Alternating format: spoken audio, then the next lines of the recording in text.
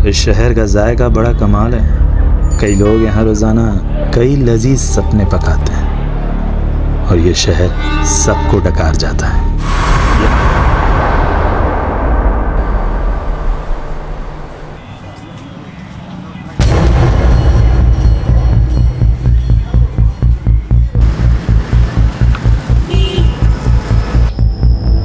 जल्दी करो। सॉरी निलोफर, सुबह से कुछ भी नहीं खाया था।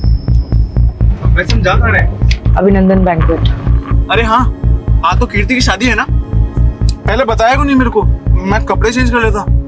हाँ, रास्ते में तुम्हारे लिए शेरवानी ले लेते हैं। हम शादी में नहीं जा रहे स्टूपिड। तुमने जो गूफ अप करा है उसे रेक्टिफाई करने जा रहे हैं। नो एक्सक्यूज जेकब, दूल्हा विदाउट सेहरा पॉसिबल ही नहीं है। नो इश्यूज कीर्ति। और वैसे भी हमारी कम्युनिटी में सब एक्साइटेड है कि आज जेकब फर्नांडिस घोड़े पे शादी करने जाएगा। घोड़ा नहीं बुद्धू, घोड़ी होती है। सीरियसली यार, इन लोगों ने घोड़ा बुक कर दिया। हंसो मत यार, जाओ जाकर जेंडर चेंज करो। अच्छा एक मिनट, मेरी फ्रेंड नीलोफर का कॉल आ रहा है। I will see you at Jaimala. Hi Nilofer. Thank god Kirti तुमने फोन उठा लिया। मुझे तुमसे बहुत इंपॉर्टेंट बात करनी है। कीर्ति, तुम्हारा होने वाला हस्बैंड एक फ्रॉड है। ये कई बार नाम बदल के पहले भी शादियां कर चुका है। इनफैक्ट इसका टारगेट होता है कि ये रिच लड़कियां फंसाता है, फिर उनसे मोटी डाउरी लेता है और प्रॉपर्टी बेच के भाग जाता है। ये इसकी मॉडस ऑपरेंडी है यार। और ये सब तो मुझे अब बता रही हूँ। 2 महीने पहले मैंने तुम्हारी डिटेक्टिव एजेंसी को इस काम पर लगाया था ताकि पता चल सके कि वो इंसान सही है या गलत, उसका बैकग्राउंड क्या है। और तुमने क्या किया? और गोल्डी तुमने तो मुझे सारे ग्रीन सिग्नल्स दिए थे ना कि सब सही है। उसके बाद जाकर मैंने हाँ किया। कीर्ति, गोल्डी से गलती हो गई। मैंने तुम्हें सिर्फ काम नहीं दिया था नीलोफर। मैंने समझा था तुम मेरी दोस्त हो और तुम्हारे लिए मेरे कंसर्न्स मैटर करते हैं, पर तुमने किसी चीज पर ध्यान नहीं दिया। Very sorry. Sorry my foot Nilofer. 25 lakh लग चुके हैं शादी पे, इंक्लूडिंग योर फीस। और वहां पे ना वेन्यू के बाहर सारे गेस्ट खड़े। क्या बोलूं मैं उनको जाकर? और आज ना जेकब से ज्यादा मुझे तुम पर गुस्सा आ रहा है, और इसे ना मैं कभी भूलूंगी नहीं। मैम, कुछ बोलना भी मत। देखा, तुम्हारी वजह से कितना सुनना पड़ा मुझे।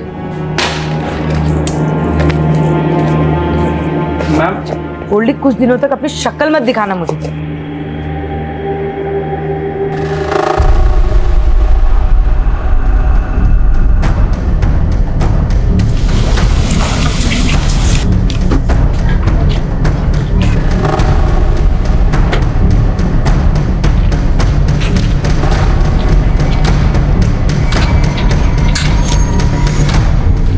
हाय नीलोफर, एक जासूस जालसाजी का शिकार हो गई। मैं स्टॉक कर रहा था और तुम्हारी जैसी जासूस भी मात खा गई। तुम इतने भी स्मार्ट नहीं हो बलराम। आई न्यू इट कि तुम मुझे स्टॉक कर रहे थे। वो क्या है ना, मैं तुम्हारे मुंह नहीं लगना चाहती। अरे मैं तो लगना चाहता हूँ ना। मेरे होठ तो आज भी तुम्हारे प्यार का अमृत चखने के लिए बेकरार हैं। ये वाहियात बातें ना कहीं और जाके करो। निकलो यहाँ से। ठीक है, मैं जानता हूँ मैं बहुत बदनाम हूँ, लेकिन मैं तुम्हारे नाम, तुम्हारी शोहरत पे मरता हूँ मैं। इसीलिए मैं नहीं चाहता कि दुनिया वाले हमारी मोहब्बत को एक बर्बाद अफसाना समझ लें।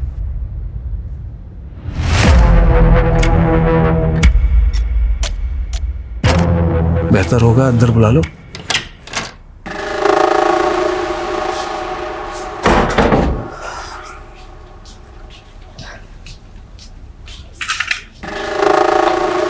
बोलो, क्यों फिर से तंग करने आ गए? तंग तो तुम्हारा दिल है।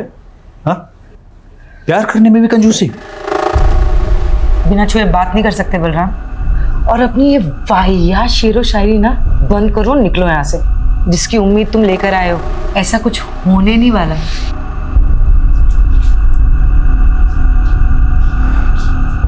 मैं तो नाउम्मीद होकर ही आया हूं।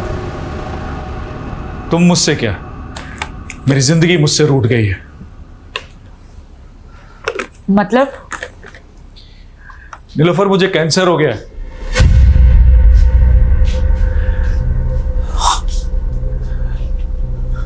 सच कह रहा हूं, मेरे पास अब ज्यादा दिन नहीं बचे हैं। मरने से पहले मैं सारे गिले शिकवे तुम्हारे साथ जो हुए दूर करना चाहता हूं। अगर तुम कहो तो बाकी बची जिंदगी तुम्हारे साथ रहने के बहाने मत ढूंढा करो यार, भरोसे के लायक नहीं हो तुम। और अब मुझे तुमसे कोई मतलब नहीं। तुम्हारा मुझसे कोई मतलब नहीं है? कोई मतलब नहीं है तुम्हें मुझसे? तो मेरी जिंदगी का कोई मतलब नहीं है। हर्ष क्या है? मैं पागल नहीं हूँ, तुम्हें ड्रामा लग रहा है? मैं अभी करके दिखाता हूँ। पागलपन मत करो।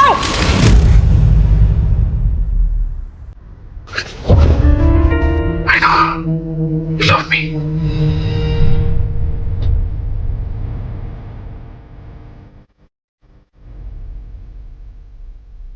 देखिए मेरी मोहब्बत, तुम ऐसे ही मुझे अपनी जिंदगी से दूर नहीं कर सकती निलोफर।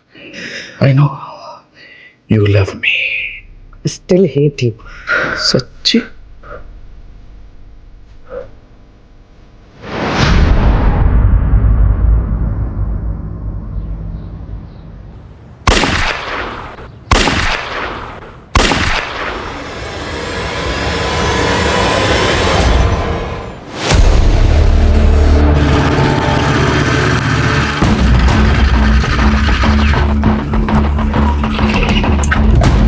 सर पड़ोसी ने 3 गन शॉट्स की आवाज सुनी है, इसके अलावा किसी को कुछ नहीं पता सर।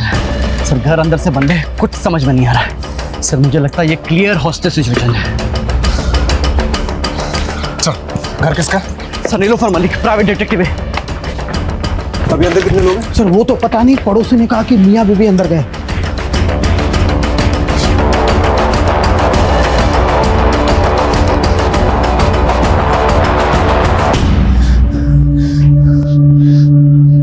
जैकेट का बुलेट प्रूफ? सर पता नहीं था यहाँ जरूरत पड़ेगी, लेकिन मंगवाई है। उसका टाइम नहीं है हमारे पास, इंटरलॉक तोड़ना पड़ेगा।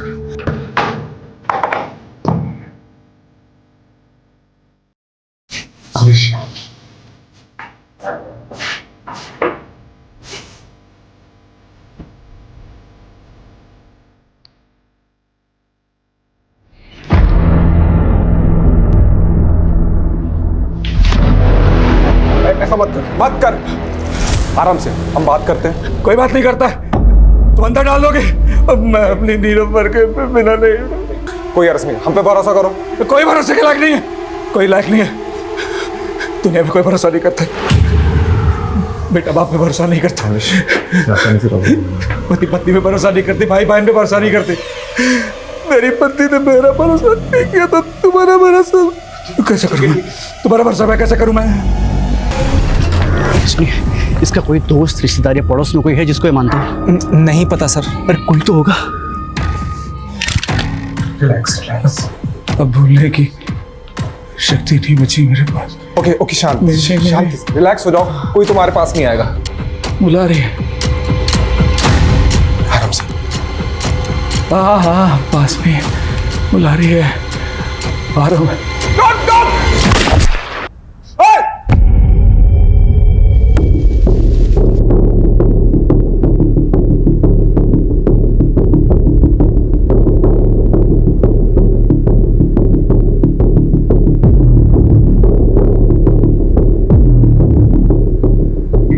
फॉरेंसिक को बुलाओ और उनको बोलो प्रीलिमिनरी रिपोर्ट जल्दी मुझे, और ये डेड बॉडीज को पोस्टमार्टम के लिए भेजो। जी सर।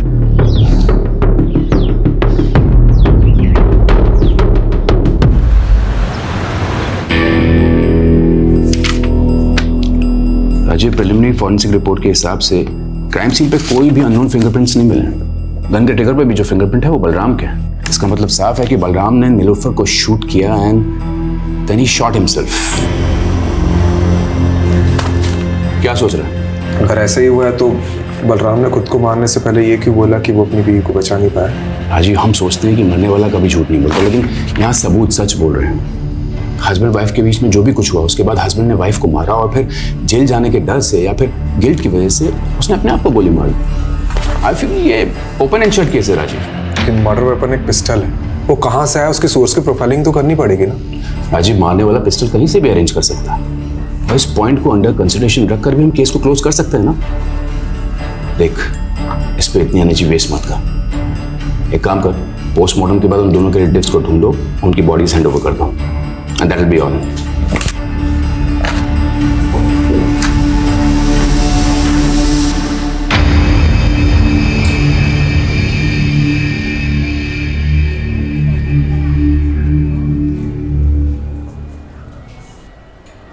सर, वो नीलोफर के घर में किसी भी तरह की फोर्स एंट्री एग्जिट के साइन नहीं मिले हैं। और सर किसी ने भी ये नीलोफर और बलराम के अलावा किसी तीसरे को नहीं देखा। ये बलराम और नीलोफर के रिश्तेदारों को पता चला? नहीं सर, लेकिन इतना पता चला है कि ये जो नीलोफर है ना, ये NRI थी और इंडिया में तो इसके कोई भी रिलेटिव नहीं है। और सर हाँ, यहाँ पर इसके डिटेक्टिव एजेंसी है और इसका एक असिस्टेंट है गोल्डी। और बलराम? सर बलराम को तो यहाँ के लोग पिछले 1 साल से ही जानते हैं, क्योंकि ये बलराम ने नीलोफर के साथ पिछले 1 साल पहले ही शादी की थी और नीलोफर के घर में ही रह रहा था। बाकी की फॉर्मेलिटीज लोकल पुलिस कर लेगी। दोस्तों भी अपने पुराने केस में लगते हैं। जी सर। अपने बदले को नहीं बचा पाया। ये बलराम की बातें मेरे दिमाग में अभी तक गूंज रही है। हमारे नीलोफर के घर में घुसने के पहले जो कुछ भी हुआ होगा वो बहुत बड़ा सवाल है। हमें नीलोफर और बलराम के बारे में पता करना चाहिए। हो सकता है कुछ जवाब मिल जाए। क्या नाम बताया था असिस्टेंट का? गोल्डी। नीलोफर के साथ कब से काम कर रहा था? सर तकरीबन 5 साल से। हमने सुना नीलोफर NRI थी। हाँ सर, अमेरिका से। एक्चुअली उन्होंने वहाँ पे एक डिटेक्टिव के साथ काम किया था। अपने पेरेंट्स की डेथ के बाद वो इंडिया आ गई थी और उन्होंने अपनी एजेंसी यहीं खोल ली थी। और ये बलराम, इसके बारे में क्या क्या जानते हैं? सर बलराम सर मस्त किस्म के इंसान थे और वो अपने आप को आज़ाद मुसाफिर कहते थे। तो मुसाफिरों के ठिकाने भी तो होते हैं। कहाँ का रहने वाला था ये? सर हरियाणा में किसी जगह के थे। और काम क्या करता था? सर वो हमारी एजेंसी में काम करते थे। वो बलराम डिटेक्टिव था? सर वैसे तो वो NRPF में थे। एक्चुअली नीलोफर मैम को अपना काम एक्सपेंड करना था और वो उसके लिए एक ऐसा इंसान चाहती थी जो जोखिम उठा सके। अब सर एक्स सर्विसमैन से बेस्ट तो कौन ही होगा, इसीलिए उन्होंने बलराम सर को अपॉइंट किया। लेकिन क्या इंस्ट्रक्शन दिया था तुमको बलराम? जोशी का पीछा करना था ना, और तुम उसी के साथ हाथापाई करके आ गए। अरे पीछे ही कर रहा था मैं जोशी की कार का। उसने अचानक कार में ब्रेक मारी, मेरी बाइक टकरा गई। साली की बैकलाइट क्या फूटी, थप्पड़ मार दिया उसने मुझे। तो मैं क्या करता? अरे तुम्हारी इसी बेवकूफी की वजह से जोशी को पता चल गया कि मेरा क्लाइंट उसकी जासूसी करा रहा है। तुम छोड़ो ये जासूसी, एक बाउंसर की नौकरी ढूंढ लो, वही सूट करती है तुमको। और तभी उनका प्रोफेशनल एसोसिएशन खत्म हो गया। लेकिन सर इतने डिफरेंसेस के बावजूद भी उन दोनों में प्यार हुआ और सर पिछले ही साल उन्होंने शादी भी की थी। एक बात बता कि बलराम नीलोफर को मार सकता है? सर मुझे नहीं लगता। तो कौन मार सकता है नीलोफर को? क्योंकि तुम्हारा होने वाला हस्बैंड एक फ्रॉड है। जेकब से ज्यादा मुझे तुम पर गुस्सा आ रहा है और इसे ना मैं कभी भूलूंगी नहीं।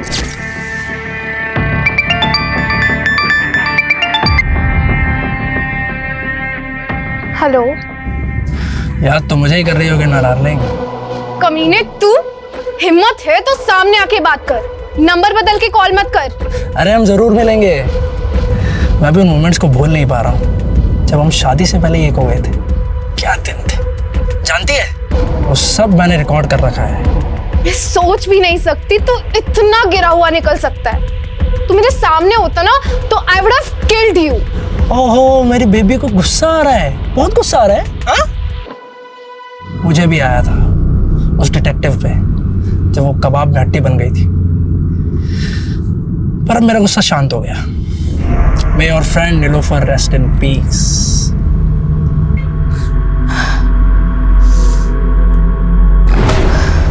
ये मार्क देखिए, नीलोफर के ब्लड में ड्रग पाया गया है और इसी ड्रग की वजह से नीलोफर शायद कॉन्शियस नहीं रही होगी और उसका रेप किया होगा। तो ये रेपिस्ट का DNA क्या बलराम के DNA से मैच करता है? नीलोफर की बॉडी पे रेपिस्ट का DNA मिला ही नहीं। शायद रेपिस्ट ने कॉन्डोम यूज किया हो। सर ये नीलोफर के घर से हमें ना सीरीज मिली है ना ड्रग मिला है, तो क्या ये सब बलराम ने गायब किया होगा?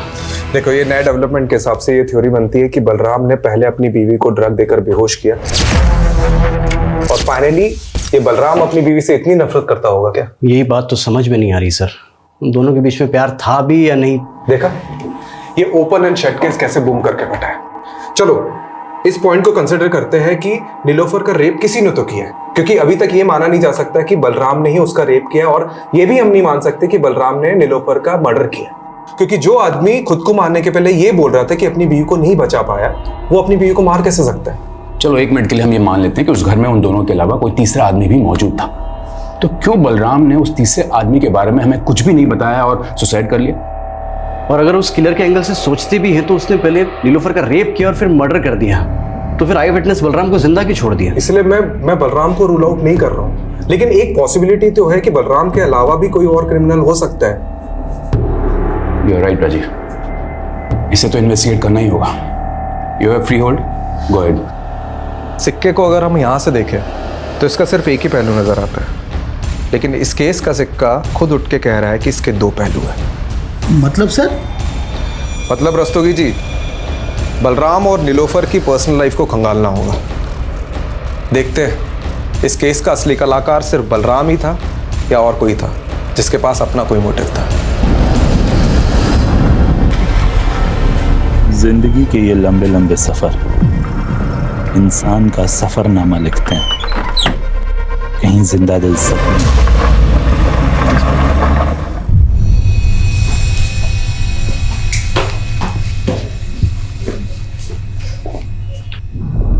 अरे कनक बेटा, अरे इतनी सी बात पे कोई रोता है क्या? हाँ, रोते नहीं है बेटा। ये देखो मैं तुम्हारे लिए क्या लेके आया। देखो ये गोलू मोलू सा गुड्डा, अब हम दोनों इससे खेलेंगे। ये पसंद नहीं आया? ठीक है, तो मैं तुम्हें दूसरे खिलौने दिला। कनक क्या हुआ बेटा? अरे सरगुन दीदी, आप इंटरव्यू के लिए चली गई, ये बेचारी डर गई। पर जॉब भी तो जरूरी ना हरीश। अरे कहाँ, अब ये जॉब वॉब के चक्कर में पड़ी हुई है दीदी। एक काम करता हूँ, आपका जो घर है बहुत प्राइम लोकेशन पे, इसको गिरवा के 4 माले बनवा देता हूँ और आराम से बैठ के किराया खाना और मेरी लागत चुकाते रहना। पर हरीश इसमें तो लाखों रुपए लगेंगे, इतना पैसा मैं कहाँ से चुकाऊंगी? उसकी टेंशन आप मत लो। आप एक काम करना, इसमें से एक माला मुझे दे देना, बीच वाला माला मैं रख लूंगा, और आप ये जॉब का चक्कर छोड़ दो दीदी। सर, नीलोफर की कार पे फास्टैग लगा हुआ था। मैंने उसकी ट्रांजैक्शन डिटेल्स निकलवाई तो एक इंटरेस्टिंग बात सामने आई है। मर्डर वाले दिन नीलोफर ने सुबह 7 बजे ग्रेटर नोएडा टोल नाका क्रॉस किया था। सर उस दिन यूपी से दिल्ली आई थी। यूपी में कहाँ गई थी वो? सर इसका जवाब तो गोल्डी के पास भी नहीं है, लेकिन हमने नीलोफर का फ़ोन अनलॉक करवाया तो कॉल हिस्ट्री के मुताबिक मर्डर वाले दिन नीलोफर की बात किसी कीर्ति सागर से हुई थी। तो ये कीर्ति सागर से मिलो, और क्राइम सीन पे नीलोफर के फ़ोन के अलावा लैपटॉप भी था ना, तो उसे भी तो देखो। मैं तब तक NRPF जाकर बलराम के बारे में पता करता हूँ, और तुम लोग नीलोफर और बलराम इससे जुड़े एक इंसान की प्रोफाइलिंग करो। बलराम सर ही 2009 तक NRPF में ही काम कर रहा था, फिर उसे बर्खास्त कर दिया गया। क्यों? उस पर अटेम्प्ट टू मर्डर का चार्ज लगा था। Attempt to murder? जी, 7 साल की कैद भी हुई थी उसे। 2009 से 7 साल, मतलब 2016 तक तो वो जेल में ही रहा होगा। ये किसका मर्डर करने की कोशिश की थी उसने? विक्रांत सिसोदिया का, वो उसका कलीग था। बहुत दिनों बाद आ रहा है ना शादी से। विक्रांत! बलराम क्या कर रहा है ये? 7 साल बाद बलराम सैनी तो कैद से रिहा हो गया। ऐसा क्या हुआ था कि बलराम अपने ही दोस्त का दुश्मन बन गया? बलराम को शक था कि उसकी बीवी का अफेयर उसके दोस्त के साथ है। लेकिन बलराम और नीलोफर की शादी तो 1 साल पहले हुई थी। इसका मतलब है कि नीलोफर के पहले भी बलराम की शादी हो चुकी थी। जी हाँ, उसका एक बेटा भी है। कहाँ है आजकल? बलराम फरीदाबाद का रहने वाला था, हो सकता है उसकी फैमिली भी वहीं रहती हो। ये लीजिए उसका एड्रेस। हाँ, मैंने अच्छे से सोच लिया है, आप तुरंत पिटीशन फाइल कर दीजिए। जी हाँ, मैं मिलता हूँ आप सब। ओके। संकेत कहाँ जा रहा है और कौन सी पिटीशन फाइल करने की बात कर रहा है? अपने बाप की चिता तो नहीं जला पाऊंगा, तो सोचा कुछ ऐसा करूं जिससे मेरी भी आंखें खुल जाएं और आपकी भी। संकेत साफ साफ बोल, पहेलियां मत बुझा। पहेलियां ही सुलझा रहा हूं माँ, पहेली सुलझ जाएगी तो बात करेंगे। संकेत, संकेत कहाँ जा रहा है? सर ये बलराम का कैरेक्टर कुछ समझ में नहीं आ रहा है। ऊपर से उसकी पहली बीवी और एक लड़का, अजीब है दोनों। अब इस कांड के बारे में पता तो चल ही गया होगा, उसके बावजूद ना तो सामने आए ना ही बॉडी क्लेम करने आए। मैं तो ये समझने की कोशिश कर रहा हूँ कि नीलोफर ने एक ऐसे आदमी से शादी क्यों की जिसका क्रिमिनल बैकग्राउंड था। मुझे एक बात का ताज्जुब हो रहा है। एक तरफ नीलोफर ने आपको एक गलत इंसान से शादी करने से रोका, दूसरी तरफ खुद नीलोफर ने बलराम से शादी की, जो कि अटेम्प्ट टू मर्डर में अंदर हुआ था। यह हमें आज ही पता चला है। इस बारे में मुझे कुछ नहीं पता, पर हाँ, नीलोफर ने मुझे ये जरूर बताया था कि बलराम पहले शादी कर चुका था, और मैंने भी उससे मजाक मजाक में पूछ लिया कि उसने बलराम में ऐसा क्या देखा। कुछ मत पूछ यार, बलराम में पतियों वाली कोई क्वालिटी नहीं है यार, और काम तो उसे करना ही नहीं आता है, और पैसा उसके पास है नहीं। तो तुझे उसमें पसंद क्या है? उसकी शेरो शायरी? वो तो है। कीर्ति, उसकी बेस्ट बात पता है क्या है? वो मेरे लिए किसी की भी जान ले सकता है, और ये सोच के ना बहुत सिक्योर फील होता है। क्या ये बलराम नीलोफर की जान ले सकता है? नहीं, उन दोनों में झगड़ा जरूर होता था, but they both loved each other. आपकी दोस्त ने कभी ऐसा कोई हिंट दिया कि उसे किसी से खतरा है या कोई उसे नुकसान पहुंचा सकता है? नहीं, ऐसा कभी कुछ नहीं बताया। पर हाँ, उस दिन नीलोफर ने गोल्डी को बहुत डांटा था, क्योंकि गोल्डी ने जेकब का बैकग्राउंड चेक करने में गलती कर दी थी।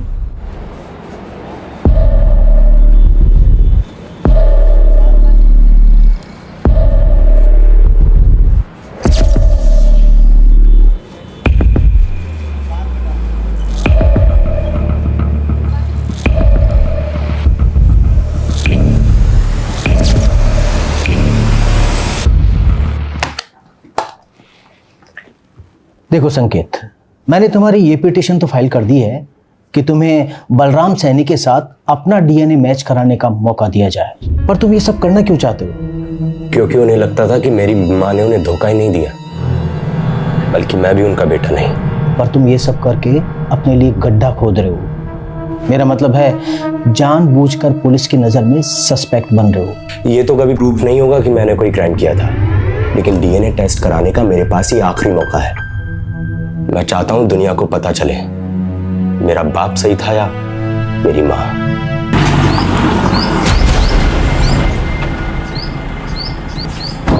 हमें समझ नहीं आ रहा है कि जो नीलोफर का रेप हुआ है, मर्डर हुआ है, वो बलराम ने ही किया है कि नहीं। इसलिए उसके बारे में हम आपसे कुछ जानने आए। देखिए, हमें पता चला है कि आपके लिए बलराम ने किसी की जान लेने की कोशिश की थी, और उसकी वजह ये थी कि आपका किसी के साथ। मेरा किसी के साथ कुछ नहीं था, उल्टा वो बलराम ही गुस्से वाला था। उसको जब भी गुस्सा आता वो मुझ पर हाथ उठाता था। इतना सब होने के बाद भी जब वो जेल से वापस आया, मैंने सब कुछ ठीक करने की कोशिश की, लेकिन वो मुझे कभी समझ ही नहीं पाया।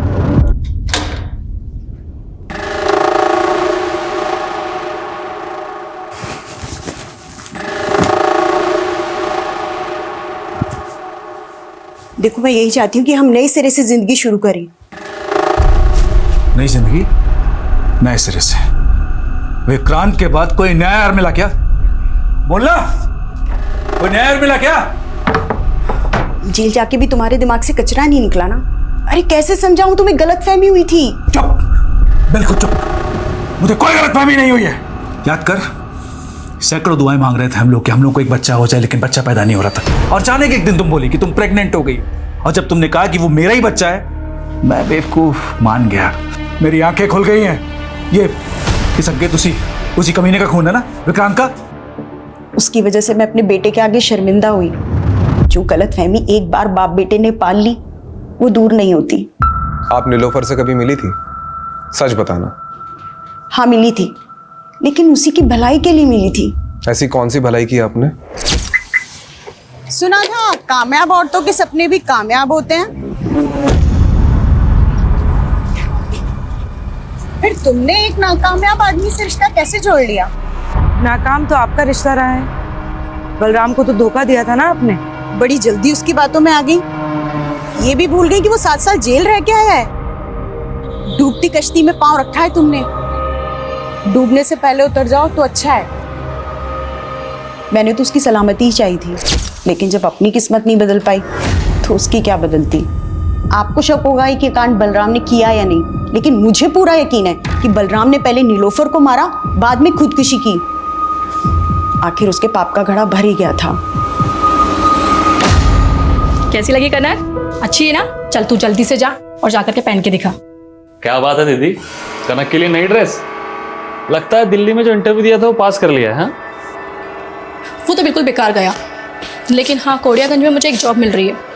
सोच रही हूँ कनक के साथ जाके वहीं शिफ्ट हो जाऊँ। शिफ्ट कर रही हो? तो फिर इस घर का क्या करना है? आप बोलो तो बिकवा दूं। तो मेरा घर बेचने पर क्यों तुला है? मतलब आप कौड़ियागंज चली जाएंगी और पीछे से इस घर पे किसी ने कब्जा कर लिया तो? कमलेश, ये बलराम का कैरेक्टर कुछ समझ में नहीं आ रहा है। मतलब उसे सस्पेक्ट मानो या विक्टिम, पता नहीं। अच्छा, ये तीसरे आदमी की थ्योरी से कुछ हाथ लगा? सर ये नीलोफर का लैपटॉप ऑन किया है मैंने, इसमें सर ये जैकब की कुछ फोटोज मिले हैं। सर ये तो पहुंचा हुआ अपराधी है, कई स्टेट्स में मोस्ट वांटेड है। इसके ऊपर तो सर धोखाधड़ी और अटेम्प्ट टू मर्डर जैसे चार्जेस हैं।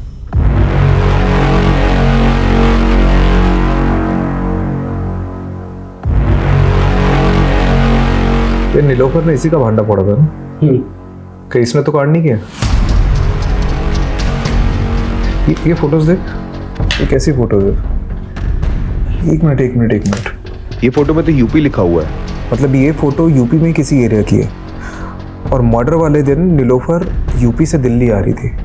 उसकी फास्टैग की ट्रांजैक्शन डिटेल्स के हिसाब से वो यूपी काफ़ी आ जा रही थी, लेकिन अभी तक ये पता नहीं चला है कि यूपी में जा कर रही थी। ठीक है, इसे गोल्डी को दिखाते हैं, हो सकता है वो किसी केस में काम कर रही है। और नीलोफर के पुराने केसेस भी चेक करो। ठीक है।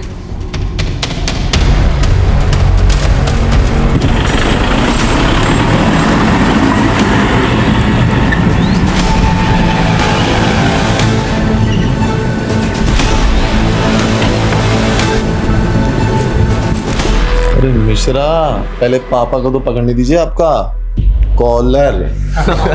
अरे तुम्हारे बाप की उम्र का है मिश्रा, क्या पकड़ो पकड़ो लगा रखा है। विजेंदर, ये तुम ठीक नहीं कर रहे हो। तुम्हें और तुम्हारे बेटे को हम किडनैपिंग के चार्ज में अंदर करवा देंगे। सिर्फ किडनैपिंग? अरे मर्डर भी हो सकता है तुम्हारा। और अगर बचना चाहता है ना तो ये बता, इस बार के रोड कॉन्ट्रैक्ट का टेंडर तुझे मिला कैसे?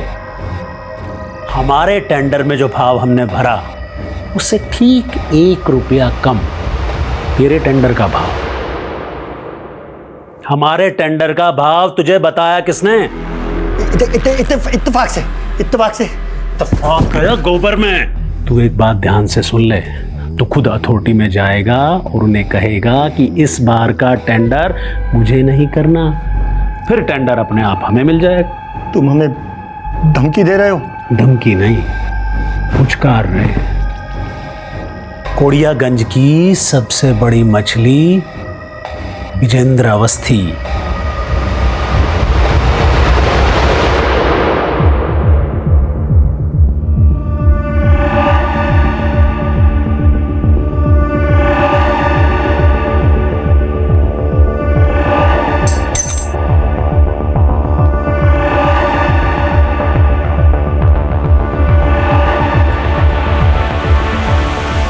चाबी इस बुक में क्या कर रही है? सर वो नीलोफर मैम के घर की चाबी है।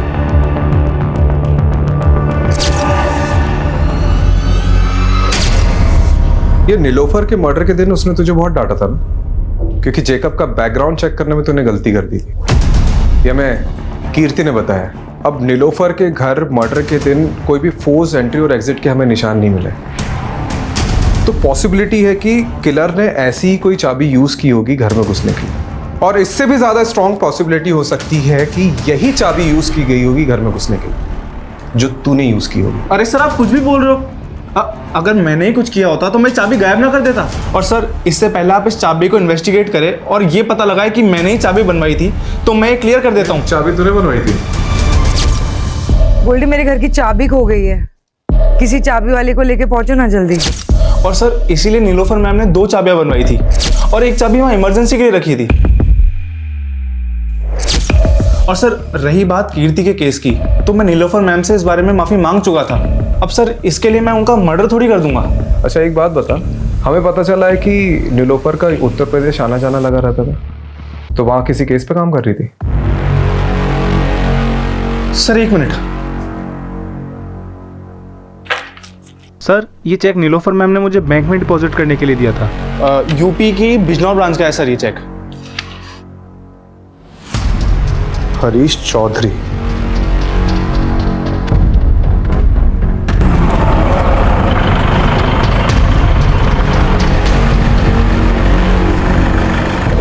सर दरअसल मैंने ही वो चेक दिए थे एडवांस नीलोफर।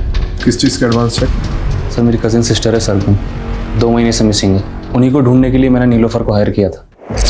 मैंने बिजनौर थाने में भी दीदी का मिसिंग केस फाइल किया था, लेकिन पुलिस कुछ कर ही नहीं रही है। हरीश तुम बिल्कुल परेशान मत हो, सरगुन को ढूंढने में मैं तुम्हारी पूरी मदद करूंगी। वो करती क्या थी? वो जॉब ढूंढ रही थी और इसी सिलसिले में वो दिल्ली के किसी मॉल में एक आदमी से मिली थी। वो कोई मामूली आदमी नहीं है हरीश, वो कोड़ियागंज के सबसे रईस आदमी का बेटा है। वो सोशल वर्कर भी है और साथ ही उसकी बहुत सारी कंपनीज भी है। उसी ने मुझे मिलने के लिए कोड़ियागंज बुलाया था। कोड़ियागंज? माँ मैं भी आपके साथ चलूंगी। अरे बेटा पहले मैं तो जाकर नौकरी पक्की कराऊं, उसके बाद तुझे भी ले चलूंगी। लेकिन उस दिन के बाद से दीदी कभी लौटी नहीं सर। ये नीलोफर ने सरगुन के बारे में कोई अपडेट दी थी? सर वो बता रही थी कि कोड़ियागंज का कोई सबसे रईस आदमी है, विजेंद्र अवस्थी करके, और उसके बेटे का नाम अमरीश है। तो उन दोनों की फोटो उसने मुझे दिखाई थी। फोटो है अभी? हाँ सर, ये देखिए सर वो बता रही थी कि इन दोनों पर उसको शक है, और इससे पहले ही नीलोफर कुछ बता पाती हमने सुना कि नीलोफर और उनके पति की मौत हो गई। कोड़ियागंज जाकर तुमने इनसे बात करी अपनी बहन के बारे में? मुझे ऐसा छोटा आदमी इतने बड़े आदमी से कैसे बात कर सकता है? सोचा पुलिस को ही बता दूं, लेकिन उन्होंने कुछ नहीं किया। ठीक है।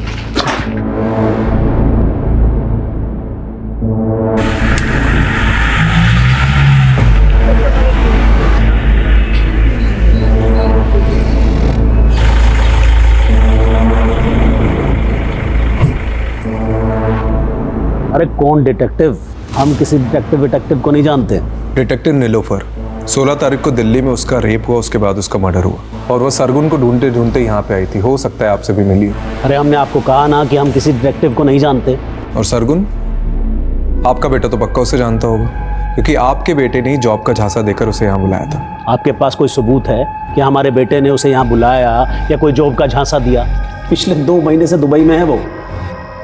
आपको कोई कहानियां बता रहा है हमें बदनाम करने के लिए। देखिए अवस्थी जी, बस रहने दीजिए, जा सकते हैं आप लोग यहाँ से।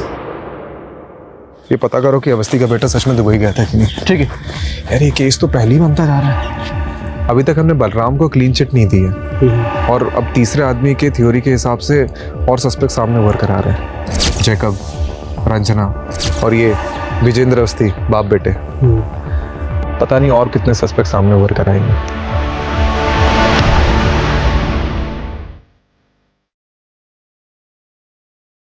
खाना लगा दूं? हाथ है मेरे, मैं खुद ले लूंगा। तो कल से बना भी है ना। अरे कितनी बार समझाया है, तू समझता क्यों नहीं है? बस कीजिए आप, अब ये झकझक खत्म होने ही वाली है। डीएनए रिपोर्ट आते ही आप अपने रास्ते, मैं अपने रास्ते।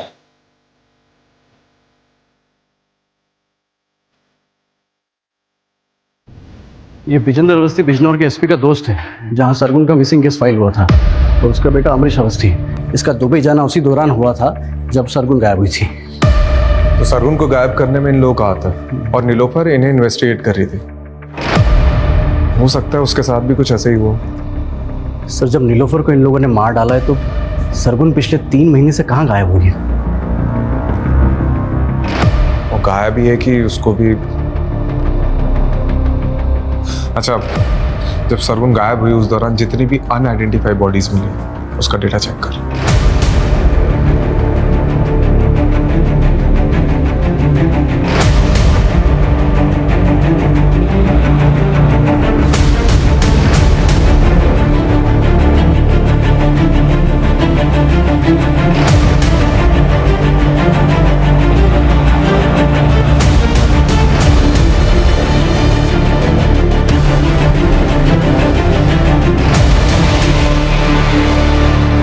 सर 3 महीने पहले हापुड़ में एक औरत की डेड बॉडी मिली थी, जिसकी डिटेल बिल्कुल सरगुन से मिलती है। और सर हापुड़ पुलिस के मुताबिक इसकी लाश के पास में एक नोट मिला था, जिसमें नज़्म लिखी हुई है। इस शहर का जायका बड़ा कमाल है। कई लोग यहाँ रोजाना कई लजीज सपने पकाते हैं और ये शहर सबको डकार जाता है। यहाँ फ्री कुछ भी नहीं, रिश्ते, लिबास, सोच समझ, जिस्म, जायदाद, सब कुछ महंगा है यहाँ, लेकिन मौत दाल रोटी से भी सस्ती है। सर सरगुन की तरह नीलोफर भी रेप पीड़िता थी, तो क्या दोनों का कातिल एक ही होगा? सरगुन की लाश के पास में पोएट्री मिलना, मुझे ये सरगुन का केस नीलोफर के केस से बिल्कुल अलग लग रहा है। ये यूपी और दिल्ली में हुए रिसेंट रेप केसेस की मैंने डिटेल्स भी निकलवाई है। सिक्के का दूसरा पहलू ढूंढते ढूंढते पहला भूल गया क्या? देख, सब जानते हैं कि बलराम शेर व शायरी का शौकीन था, तो हम ये क्यों नहीं सोच रहे कि वो भी तो ये सब चीज़ कर सकता है। और हो सकता है कि नीलोफर को बलराम की सच्चाई का पता चल गया और बलराम ने नीलोफर को। सर बलराम का सरगुन से कोई कनेक्शन नहीं मिला है, लेकिन फिर भी हमें इस एंगल को इन्वेस्टिगेट करना पड़ेगा। सर ये पटवर्धन ने मैसेज भेजा है, संकेत का और बलराम का डीएनए मैच हो गया है। ये संकेत बलराम का ही बेटा है। अब कोसेगा बाप की तरह पीटेगा, कभी पति के आगे कभी बेटे के आगे, बार बार औरत क्यों झुकती है? सॉरी नहीं संकेत, मेरा स्वाभिमान इतना भी कमजोर नहीं है।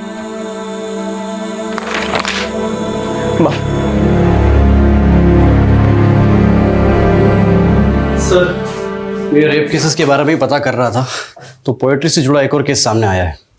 2 दिन पहले दादरी हाईवे पर एक लड़की की लाश मिली है, सेम मॉडस ऑपरेंडी और साथ में पोएट्री नोट। जिंदगी के ये लंबे लंबे सफर कहीं यूं ही ना गुजर जाए, आओ मिलकर एक नया समा बनाए।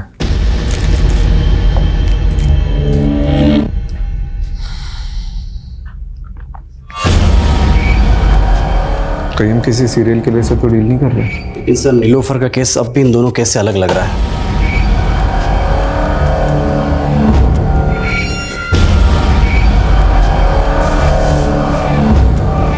इस सरगुन की लाश हमें हापुड़ में मिली और इस लड़की की लाश हमें दादरी में मिली है। दादरी और हापुड़ इन दोनों का डिस्टेंस लगभग 50 किलोमीटर है और नीलोफर अक्सर ग्रेटर नोएडा से होकर गुजरती थी और यही रास्ता हापुड़ से होते हुए कौड़ियागंज तक जाता है और जितने क्राइम्स हुए हैं वो इसी एरिया में हुए। तो हो सकता है कि क्रिमिनल इसी एरिया का हो और नीलोफर का इन्वेस्टिगेशन एरिया भी यही हो।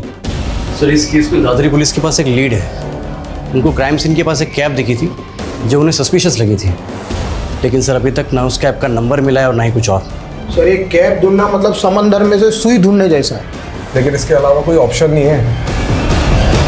ठीक है, एक काम करो, इस एरिया के सारे लोकल और आउट स्टेशन कैब प्रोवाइडर से कांटेक्ट करो। सारी प्राइवेट कैब होल्डर्स, उनके ड्राइवर्स, कस्टमर्स, ट्रैवलर्स, सबसे कांटेक्ट करो। ठीक है। ये किलर शायरी करते हैं, इसके सारे ट्रेड्स रिकॉर्ड करने होंगे।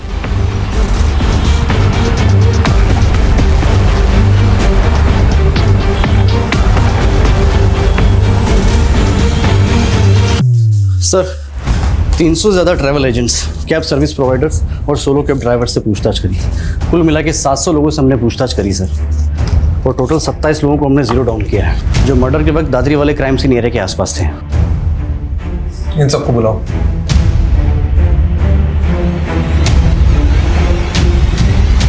ये 16 मार्च को तो हापुड़ में था। हाँ सर। ये लड़की तेरी कैब में थी? सर मेरी कैब में बहुत सारी सवारियां बैठती हैं, अब हर किसी का चेहरा याद थोड़े ना रहेगा। 11 जून को दादरी में कहाँ पर था तू? सर दादरी में मैं हमेशा ही खिलौना फैक्ट्री में जाता हूँ सर। क्यों? रोज तुम्हारे कैब में वही सवारी बनती है क्या? सवारी? सर कैब मेरी नहीं है, मैं कैब हायर करता हूँ। अच्छा, तो कोई ऐसे कैब ड्राइवर को जानते हो जो शेर व शायरी करता है? सर ऐसा तो कोई मेरे दिमाग में नहीं आ रहा अभी। ठीक है, तुम जा सकते हो। सर 1 मिनट सर, एक कैब वाला मुझे ज़रूर याद आ रहा है क्योंकि सर उसके म्यूज़िक सिस्टम में गज़लें चल रही थी। गज़लें? वो बंदा मुझे इसलिए याद है क्योंकि वो इंग्लिश में बोलने की कोशिश कर रहा था और सर वो अपने आप को MBA करा हुआ बता रहा था। देखो इनमें से कोई है क्या? इनमें से है कोई वो कैब ड्राइवर? सर ये था वो, यही सदा सर। हाँ चमन लाल। सर इससे तो मैं अभी 2 घंटे पहले ही मिला।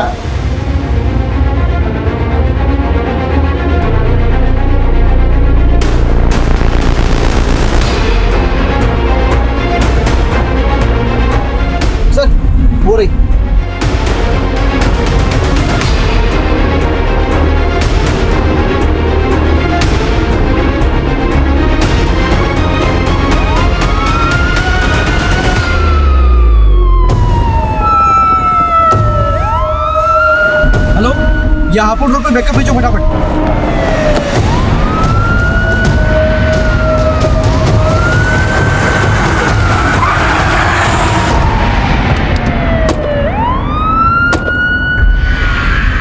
सर दुनिया ने मेरी कदर नहीं की।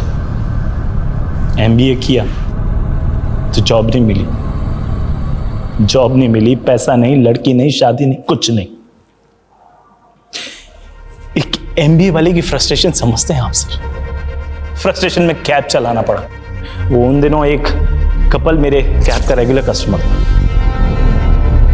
वो दोनों चिपक चिपक के ना मेरी जलाते रहते थे। तो बस मैंने एक दिन हिडन कैमरा लगा दिया। फिर वो वीडियो बनाकर मैंने उस लड़की को ब्लैकमेल किया। वो मुझे लाखों देने को तैयार थी, पर पता है सर मैंने उससे क्या मांगा? उससे उसका जिस्म। और सरगुन को क्या बोला तुमने कि तू विजेंद्र अवस्थी का बेटा है? सर वो हमारे कस्बे का सबसे रईस आदमी है और सरगुन से मॉल में दोस्ती हो गई थी, तो बस इंप्रेशन झाड़ दिया मैंने और जॉब का झांसा देकर अगले दिन उसके साथ। फिर सारा मालूम पड़ा कि वो नीलोफर सरगुन का पता करते करते कौड़ियागंज पहुंच गई है। एक्सक्यूज मी जी, आप विजेंद्र अवस्थी का घर जानते हैं? जी पास ही में, आइए आपको ले चलता। चलिए। वैसे विजेंद्र अवस्थी के यहाँ आपको क्या काम पड़ गया? विजेंद्र जी के बेटे मेरी दोस्त के दोस्त हैं, इसीलिए कुछ काम था। उस नीलोफर को देखते ही ना अंदर से ना वो सेक्स वाला लव जाग गया। बस उसका पीछा किया, पीछा करते करते मालूम पड़ा अरे वो तो डिटेक्टिव। बस तबीयत ना निखर सी गई मेरी कि इस बार शेर एक शेरनी का शिकार करेगा। फिर एक दिन कैफे में बैठी थी तो उसकी टेबल पे चाबी रखी थी, बस मैंने चाबी उठा ली। वो अकेली रहती थी तो सोचा शेरनी का शिकार उसकी गुफा में होगा, और एक दिन उसकी एब्सेंस में मैं घुस गया अंदर, लेकिन वो तो अपने पति के साथ आ गई।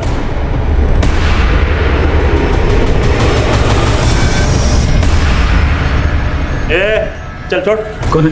चल फटाफट इधर चल, चल कौन है? चल कौन है? चल इधर, इधर इधर आओ ना, गोली मार दूंगा। देखो तुम्हें इधर फटाफट इसका हाथ मार, गोली मार। जल्दी बंद। क्या चाहिए तेरे को? साला दिल और जुबान से शायर जैसा था, ऊपर से बोल रहा था उसको कैंसर था, मरने ही वाला था सर। तरस आ गया तो छोड़ दिया मैंने।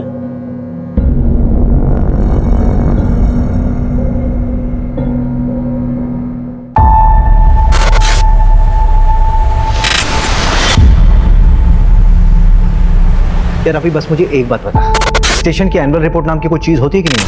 होती है। तो सबमिट कब करेगा? मैं कल कर दूंगा। कल कर दूंगा मतलब? भाई डेडलाइन कल थी, तू आने वाले कल की बात कर रहा है।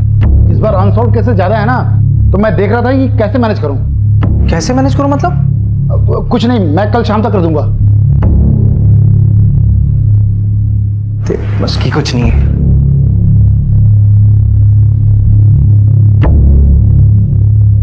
अरे क्या हुआ सर? सर इतने गुस्से में क्यों थे? अरे गुस्सा नहीं, फ्रस्ट्रेशन है। इस बार भी हमारे थाने का क्लोजर रेट काफी कम है। इस बार भी ना इनका प्रमोशन मुश्किल लग रहा है। अरे सर हो जाएगा प्रमोशन, देखना इस बार हमारे सर ने ACP अभिषेक शर्मा बन जाएंगे और आप बैठेंगे इस कुर्सी पर। अभिषेक ब्रोकर से बात हो गई, आज बुलाया उसे 3 बजे के बाद कभी भी। यार मोहिनी आज रहने दो, रवि ने एनुअल रिपोर्ट तैयार की, मुझे देखना होगा प्लीज। अभिषेक ऐसे तो 3 अच्छे घर हाथ से निकल गए ना। अब सेलर्स को जल्दी है तो मैं क्या कर सकता हूँ? वैसे भी अभी गुंजाइश नहीं है, हमारे फाइनेंसेस कहाँ मैनेज है मोहिनी।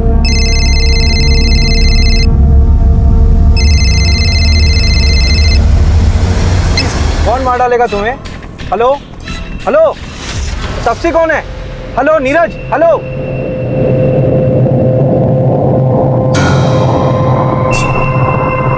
हेलो रवि, ये मुझे कॉल आया था। अच्छा, नंबर भेज रहा हूँ, लोकेशन ट्रेस करो, मैं आ रहा हूँ।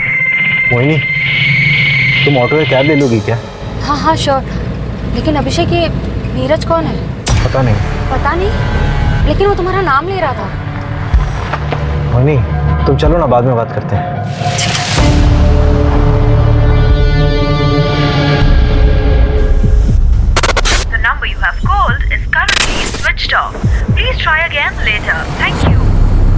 क्या हो रवि, नंबर अभी तक स्विच ऑफ? कोई मजाक कर रहा होगा, ऐसे फोन करके बताना और आधी इन्फॉर्मेशन देना। बंदा बहुत डरा हुआ साउंड कर रहा था, जेन्युइन। सर, वो जो फ़ोन आया था उसका टावर लोकेशन तो कोलार रोड आया है। वहाँ की सारी यूनिट को एक्टिव कर दिया है, लेकिन अभी तक वहाँ कोई क्राइम रिपोर्ट नहीं हुआ है। पिन पॉइंट लोकेशन कब तक मिलेगी? वो 1 घंटे के अंदर मिल जाएगी। मैं ना पूरे शहर में नाकाबंदी करवा देता हूँ, आप घर जाइए। कुछ पता चलता है तो मैं आपको बता दूंगा। ठीक है।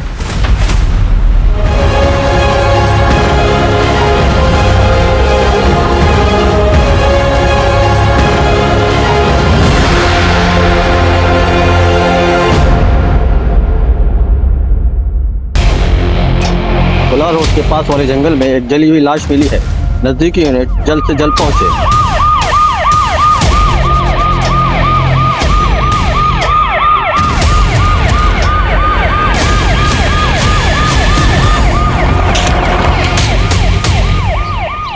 बॉडी पूरी तरह जली हुई है, चेहरा पहचान पाना मुश्किल है। क्या देखा था तुमने? सर मैं पास में रहता हूँ, स्पोर्ट्स मैन हूँ, इसलिए रोज सुबह शाम उस सामने वाले ब्रिज पे जॉगिंग के लिए आ जाता हूँ। शेड्यूल नहीं पूछ रहे हैं, जो देखा वो बता। सर जब आज मैं अर्ली मॉर्निंग जॉगिंग पे जा रहा था तब एक अजीब सी स्मेल आने लगी, बहुत गंदी। तो मैं तुरंत भाग भाग के इस जंगल में आया और सर देखा तो ये डेड बॉडी देखी सर। सर कल शाम जब मैं उस ब्रिज से जॉगिंग करके जा रहा था तब मैंने 2 लोगों को देखा। एक तो यार उसने यहाँ वीराने को बुला लिया है, अब यहाँ पंचर गाड़ी लेके मैं कैसे आऊँ? और कुछ गड़बड़ हो गई तो? अरे यार तुम्हें पता ना यहाँ का रास्ता कितना खराब है।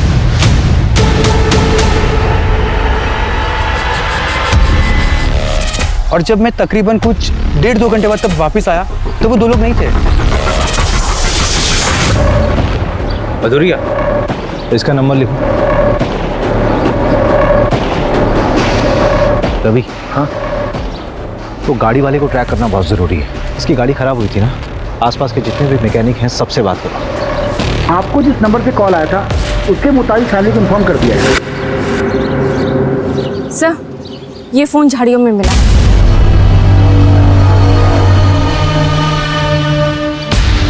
ये तो नेवी ऑफिसर है, इसका नाम बैच में नीरज लिखा हुआ है। कहीं इसी ने तो मुझे। क्या किसी को 2 बार सच्चा प्यार हो सकता है? हमें तो रोज़ ही हो जाता है सच्चा प्यार। एक नॉर्मल लाइफ जीने के लिए क्या चाहिए होता है? रोटी, कपड़ा, मकान। मेरे पास क्या है? कुछ भी नहीं। क्या रखा है जिंदगी में? कोई मुझे पसंद नहीं करता, दोस्त हो या दुश्मन, सबको तकलीफ है मुझसे। और उसने भी कह दिया कि वो मुझसे प्यार ही नहीं करती। मैंने कहा ना मैं तुमसे प्यार नहीं करती। I don't love you. Please ऐसा मत कहो। देखो तुम चली जाओगी तो मैं तुम्हारे बगैर नहीं रह पाऊंगा। तापसी, तापसी यार, तापसी।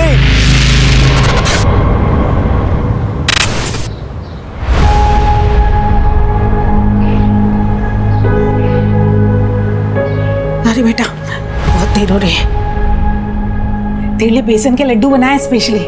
माँ इसकी कोई जरूरत नहीं है, बस बैग भारी करता है। मैं तो खाता हूँ नहीं, पूरी यूनिट खा लेती है। खाने देना यूनिट को भी।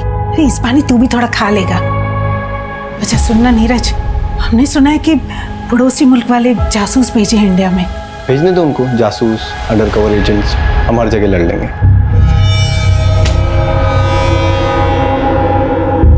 अरे भैया, आप हो गए रेडी? माँ का ख्याल रखना और मैं पहुंच के फोन करता हूँ। जी भैया। अच्छा सुनना, तेरी अगली छुट्टी कब है? पता नहीं मम्मी, अब जल्दी मिलना मुश्किल है। अरे भैया, अब अगली छुट्टी ना सिर्फ शादी पे लेना आप, ठीक है?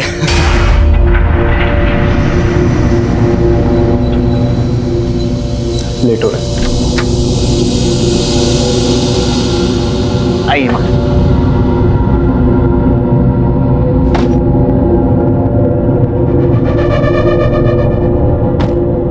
बेटा अपना ध्यान रखना। आप भी अपना ध्यान रखिए, ख्याल रखना मम्मी का। माँ को कॉल करो ना करो, मुझे जरूर करना, नहीं तो मैसेज कर करके परेशान कर दूंगा आपको। बेस पे पहुंच के कॉल करता हूँ। ठीक है भैया, बाय बाय।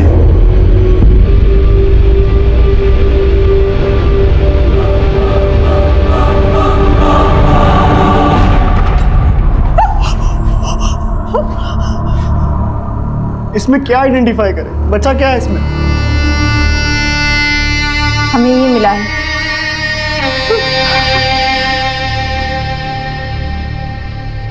ये तो नीरज भैया का है।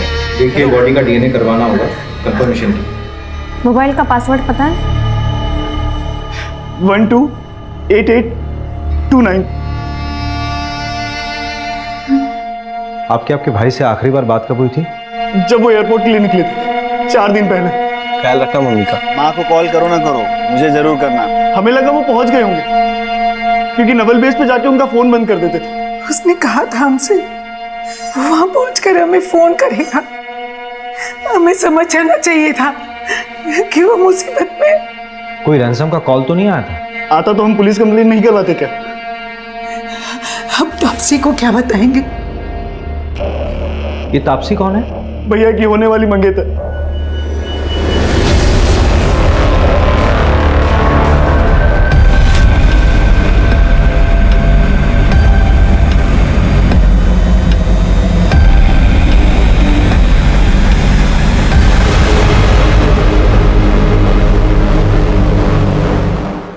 लीजिए चाय लीजिए ना प्लीज। तापसी को बुला लीजिए। जी जी बुलाता। तापसी बेटा, बेटा तापसी। Hello everyone. हाय।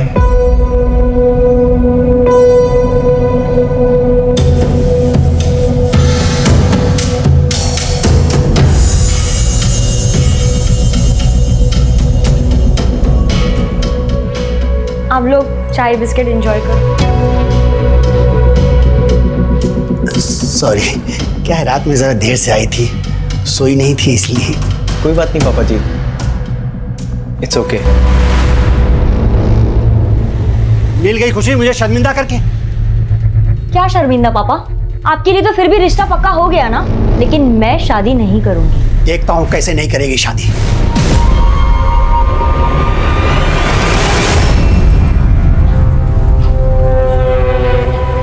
अरे पर प्रॉब्लम क्या है? लड़का देखने में अच्छा नहीं है क्या? यार अनुभव ना बहुत ज्यादा क्यूट है, और ये सोल्जर टाइप वाले लोगों से शादी करके ना यार मैं बैचलर फील करूंगी, और शादीशुदा वाला फील भी नहीं होगा। जब ड्यूटी पे होगा तो वो वहीं होगा, और जब घर पर होगा तो वो यहीं होगा। सफोकेटिंग। तो तू आज उसे छोड़ने वाली है? हाँ, इसलिए तो बुलाया उसे। हाय तापसी। हाय नीरज। श्रेया।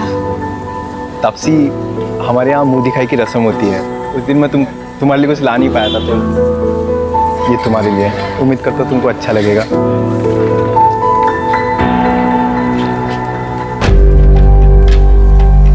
वाह, ये बहुत ब्यूटीफुल है। Thank you Neeraj. अब तुमने मुझे यहाँ मिलने बुलाया, कोई खास वजह?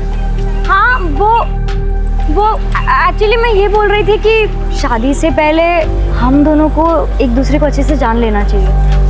क्या लगता है आपको? हाँ बिल्कुल, बहुत अच्छे ख्याल है आपके। चल मैं बाद में मिलती हूँ तुझसे। एक सुन ना, एक मिनट प्लीज।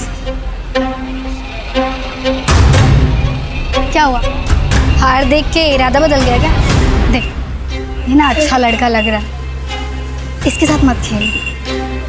तुझे क्यों इतनी तकलीफ हो रही है? कहीं तुझे तो पसंद नहीं आ गया? वैसे दिल बुरा नहीं है, वो सुना है ना, पति फौज में और बीवी।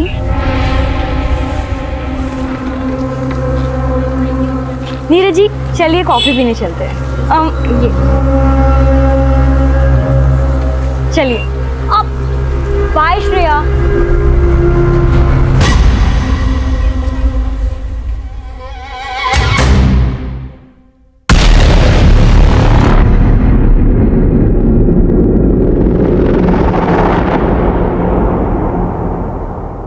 Hello, Bhopal police. आप कौन? मैं मुकेश चौकसी, कैब चला था। 1 मार्च यानी 4 दिन पहले तुमने अशोक नगर से किसी नीरज गोयल को एयरपोर्ट के लिए पिक किया था? हाँ मैडम। कहाँ ड्रॉप किया था? एयरपोर्ट पे मैडम। तुम कल आरपी नगर थाने आ जाओ, कुछ बात करनी है तुमसे। मैडम मैं इंदौर में हूँ, कल आता हूँ। ठीक है, कल आ जाओ थाने। सर, एयरपोर्ट जाने के लिए जो कैब बुक की गई थी उसका ड्राइवर मुकेश चौकसी अभी इंदौर में है। उसने कहा कि कल वो थाने आ जाएगा। सर, उसने बताया कि उसने नीरज को एयरपोर्ट ड्रॉप किया था। तो नीरज वहां कैसे पहुंचा जहां पर उसकी बॉडी मिली थी? सर मैंने एयरपोर्ट कॉल किया था, वहां से पता चला कि नीरज ने फ्लाइट बोर्ड की ही नहीं थी। इसका मतलब है कि नीरज एयरपोर्ट के अंदर गया ही नहीं था। दैट मीन्स नीरज 3 दिन तक यहीं भोपाल में कहीं था। एक काम करो मंजू, नीरज की जहां पर बॉडी मिली है उसके 10 किलोमीटर के रेडियस में सब जगह पूछताछ करो। Okay sir. वो बाइक वाला कपल और वो गाड़ी वाला, वो दोनों के दोनों मुझे चाहिए। रवि से बोलो कि नीरज के दोस्तों और रिलेटिव से बात करें। वो ना हो ये नीरज शायद क्रिमिनल्स को जानता था।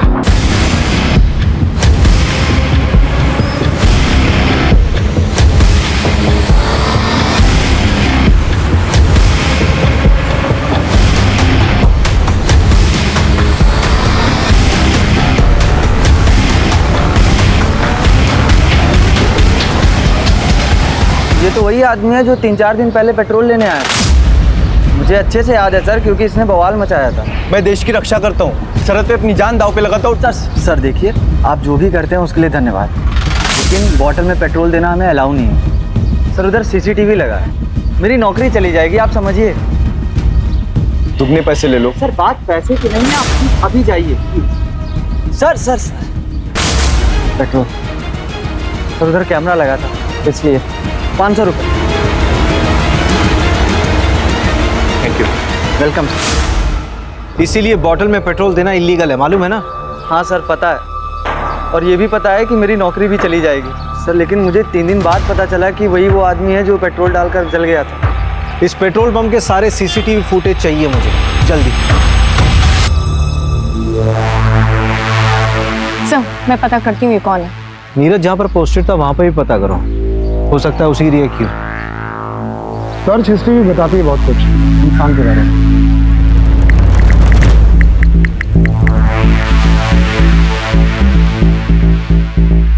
ये देखिए, यहीं से उसको आपका नंबर मिला होगा शायद। मेरा कॉन्टैक्ट सर्च किया हुआ है? क्यों? एक मिनट, एक और सर्च है, हाउ टू कमिट सुसाइड। जवाब है, आग से जल के मरना सबसे ज़्यादा पेनफुल होता है। रिसर्च किया पूरी तरह से, कैब वाले ने एयरपोर्ट ड्रॉप किया, लेकिन उसने फ्लाइट में बोर्ड ही नहीं किया, सिर्फ पेट्रोल खरीदा। उसे किस बात की तकलीफ थी कि उसने आत्महत्या की ऐसी प्लानिंग की? ये क्राइम साइट पे जो कार वाला था उसका एड्रेस मिला? हाँ 3 बजे आ रहा हो, प्रमोद पटेल नाम है उसका, बिग शॉट बिल्डर है वो।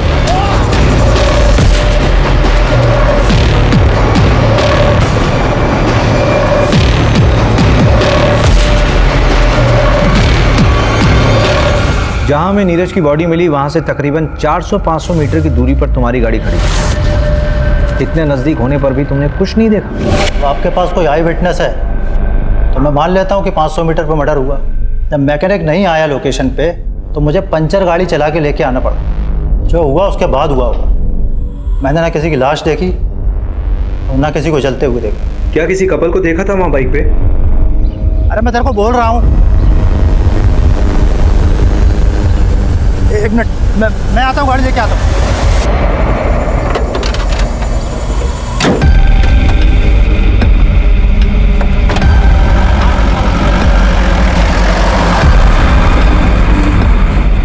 उस कपल के बारे में कोई जानकारी मिल सकती है? आदमी 30-32 साल का लग रहा था, बाल घुंघराले थे और सांवले रंग का। लड़की नाबालिग लग रही थी। उसने पिंक कलर की कुर्ती और वाइट लेगिंग पहनी हुई थी। उस लड़की के अलावा किसी को देखा हो? तो बाइक ब्लैक कलर की थी और उसमें स्कॉर्पियो का स्टिकर था। ठीक है, जा सकते हैं हम।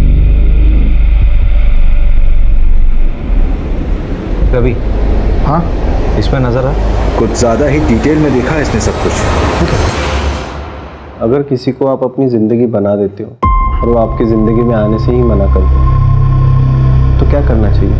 सिंपल, उसे भूल जाना चाहिए और उसके पीछे टाइम वेस्ट करने को बेवकूफ़ी कहते हैं। इश्क कहते हैं उसको। अरे वाह, तुम तो एकदम डर के शाहरुख जैसे बात कर रहे हो। देखो मैं बताती हूँ, अगर लड़का लड़की दोनों की मर्जी हो तो प्यार आगे बढ़ सकता है। वैसे फोटो तो दिखाओ उसकी, जिसके पीछे ऐसे मजनू बन के घूम रहे हो।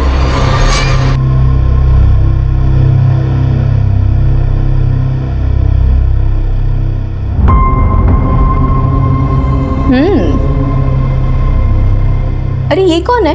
ये तो इससे भी अच्छी दिखती है, तुम लैला टाइप सा।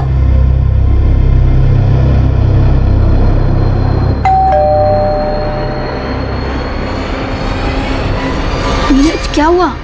तुमने शराब पी रखी है? कल तुम्हारी सगाई है ना? कल मेरी सगाई है, लेकिन तापसी ने आज कहा कि वो मुझसे प्यार नहीं करती। मैंने आज उसको किसी लड़के के साथ देखा है भाई। श्रेया बताओ वो कौन है? तुम पहले अंदर आओ। आराम से। प्लीज बताओ श्रेया वो लड़का कौन? प्लीज श्रेया बताओ वो लड़का कौन है? काजल ने भी मुझे ऐसे ही धोखा दिया था सीनियर के साथ। आई नो तापसी ऐसी नहीं है, मुझे जरूर गलत फहमी हुई है। Please Shreya tell me. Neeraj I like you, इसलिए मैं तुमसे झूठ नहीं बोलूंगी। तापसी तो मेरा 2 टाइम कर रही है।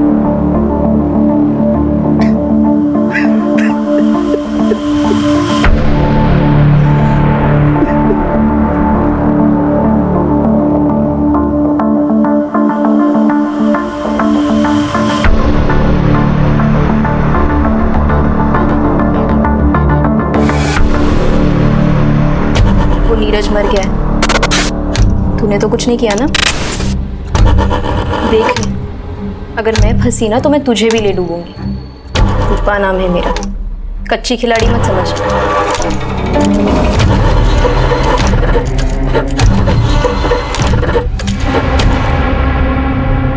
मैडम जी 4 दिन हो गए, कुछ पता चला? अभी तक कुछ हाथ नहीं लगा है। तापसी, तुमसे नीरज ने कभी ऐसा कुछ शेयर किया था जिससे कि तुम्हें लगे कि उसकी जान को किसी से कोई खतरा था? मुझे ज़्यादा कुछ नहीं पता, लेकिन नीरज बहुत डिप्रेस था। डिप्रेस्ड? हाँ, वो डिप्रेशन की दवाइयाँ खाता था। रीज़न उसने मुझे कभी बताया नहीं। हो सकता है कि सुसाइडल हो। मैं ज़्यादा कुछ नहीं जानती। हम दोनों की अरेंज मैरिज होने वाली थी।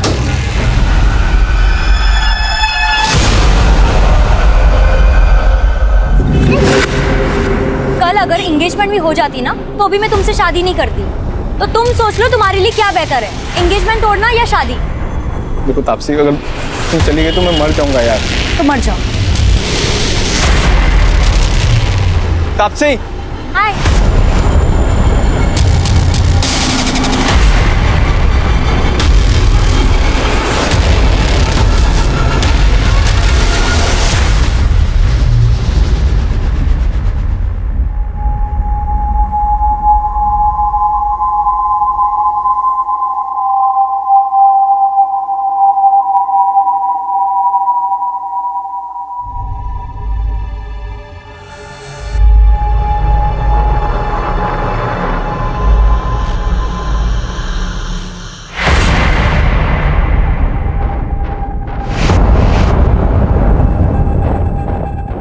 तापसी नहीं आई, वो उसकी तबीयत खराब है।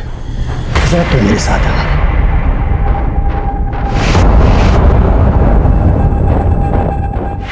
जी अंकल। देखो बेटा, मानो ये सही बात नहीं, लेकिन नीरज ने वो मुझसे 3 लाख रुपए उधार लिए थे और ड्यूटी पर जाने से पहले 10,000 और भी लिए थे। अगर हो सके तो लौटा दो। नहीं बेटा, कोई जल्दी नहीं है, तुम आराम से लौटा दो।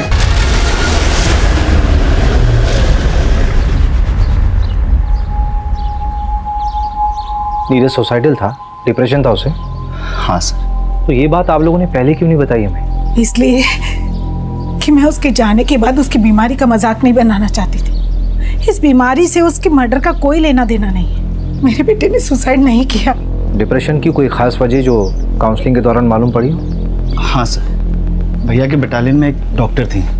भैया उन्हें काफ़ी पसंद करते थे, लेकिन उनसे ब्रेकअप होने के बाद। लेकिन तापसी से एंगेजमेंट होने के बाद वो बहुत खुश था। अरे वो तो अपनी शादी का बेसब्री से इंतजार कर रहा था। हाँ लेकिन मैं बता रही हूँ ना आपको, मेरे बेटे ने सुसाइड नहीं किया। ये उन पड़ोसी मुल्क वाले जासूसों का काम है। जासूस? नीरज ने बताया था मुझे, पड़ोसी मुल्क वाले अपने जासूस भेजे थे हमारी फौजियों को मारने के लिए। सर, वो पेट्रोल पंप के हेड ऑफिस से सीसीटीवी फुटेज आ गया है।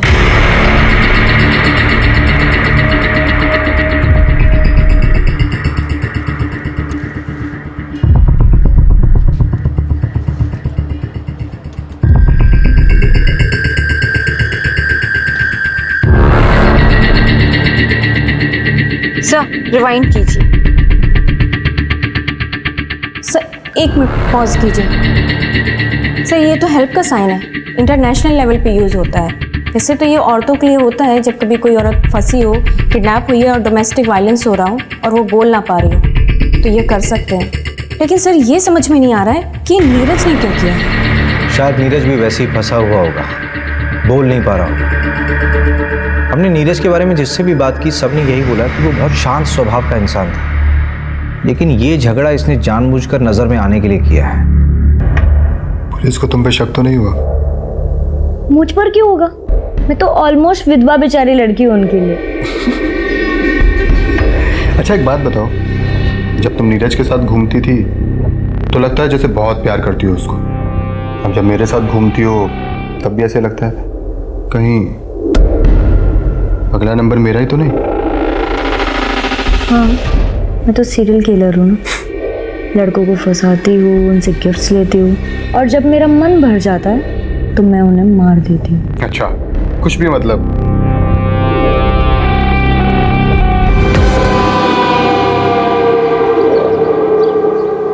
ये प्रमोद ईडी के रडार पर है।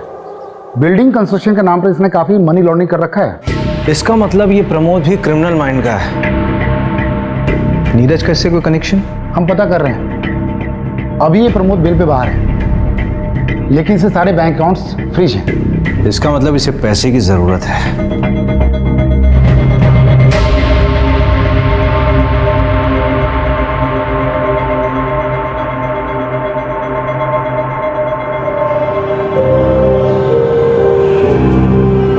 क्या हुआ? परेशान दिख रहा है। पता नहीं यार, तो आपसे सीरियस भी है मेरे लिए नहीं। जितना उसके बारे में बताया है, उसको अपनी ज़िंदगी अपने हिसाब से जीने दे। अगर आप सीरियस नहीं भी हैं तो आगे हो जाएगी, पर हाँ उसकी ज़रूरतों का ख्याल रखते रहना। ज़रूरत है, वही तो ख़त्म नहीं होती उसकी।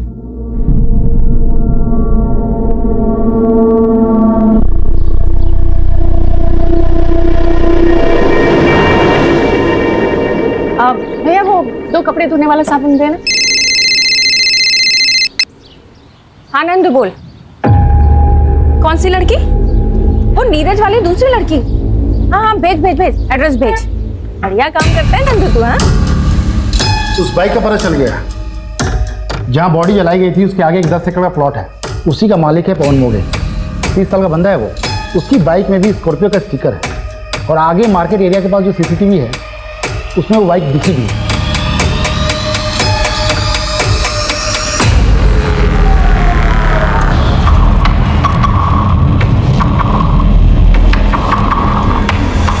ये फुटेज आपको जब नीरज का कॉल आया था उसके 1 घंटे बाद का है।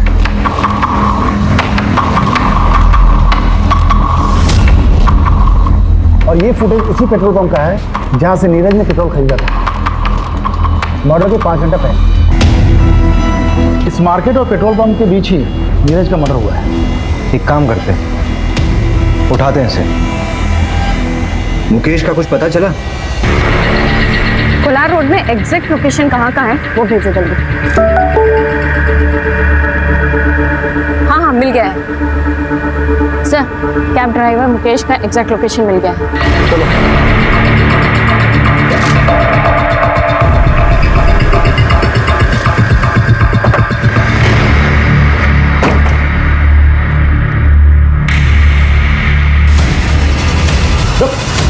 कहाँ भाग रहा है?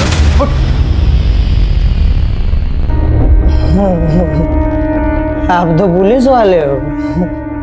मुझे लगा शाकाल आ गया। मुझे शाकाल बोल रहा है?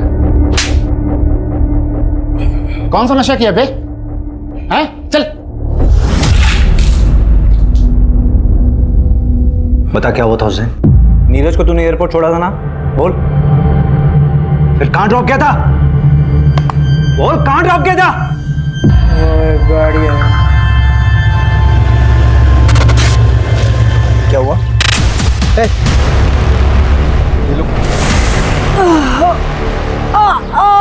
तुझे क्या लगता है कि अपने ये जख्म दिखाकर खुद को इनोसेंट साबित कर लेगा? चलिए बता कि किडनैपर्स दिखते कैसे थे? बताया ना मैडम, उन लोगों ने गमछा पहना हुआ था। कार का नंबर या कोई मेक या मॉडल? पता नहीं सर, सिल्वर कलर की गाड़ी थी, नंबर ठीक से नहीं देख पाया। ये जगह याद थी या ले आया ना मैडम, सच में कुछ नहीं पता। अगर शहर से भागने की कोशिश की ना तो तुझे ना पाताल लोक से भी खोज निकालूंगी। गाड़ी में डालो।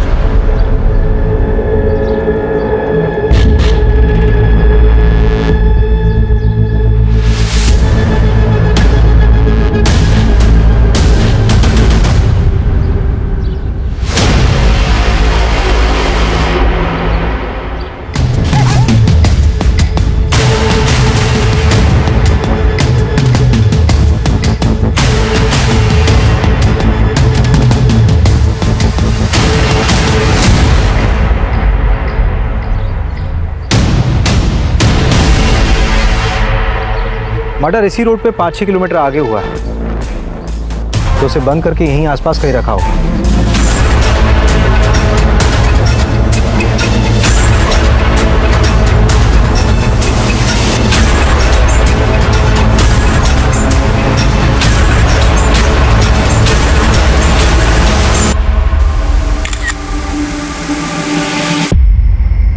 हाँ सर। कोलार ब्रिज के पास कुछ दिन पहले एक मर्डर हुआ। हाँ सर। तारीख 4 मार्च। अब बता क्या देखा था तूने? सर मैं मर्डर वर्डर होते हुए नहीं देखा था, लेकिन हाँ एक गोल्डन कलर की कार थी, उसमें एक आदमी था, वो बहुत गुस्से में था। अरे तुम आओ तो सही, इस काम के दोगुने पैसे दूंगा तुम्हें। बताओ सर, अब ऐसा कौन सा काम होगा जिसके लिए कोई इतने अच्छे पैसे देगा? सर मैं तो कहता हूँ उठाओ उसको और कूटो अच्छी से। मैडम क्यों टाइम वेस्ट करवा रही हो? जो सब पूछा था सब बता तो दिया। इलीगल है ये सब। मैडम हमें ना पता है धंधा करना इलीगल नहीं होता, करवाना होता है, वो भी लड़कियों की मर्जी के बिना। और मैं अपने घर में अपनी मर्जी से क्या कर रही हूँ, इससे सरकार को क्या लेना देना है?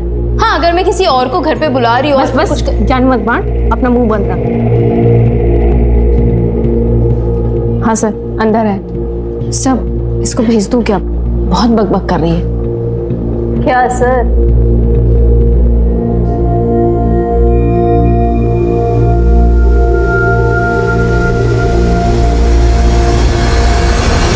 मैं किसी रूपा को नहीं जानती। रूपा जिसके पास नीरज जाता था, उसी ने बताया कि तुमने उसे पैसे दिए थे इन्फॉर्मेशन निकालने के लिए। नीरज को किसने मारा? मुझे पता चलेगा तो मैं ही उसे। थाने में बैठी हो तुम, ज्यादा हीरोइन मत बनो। तो तुम्हें नहीं मालूम कि ये सब किसने किया है?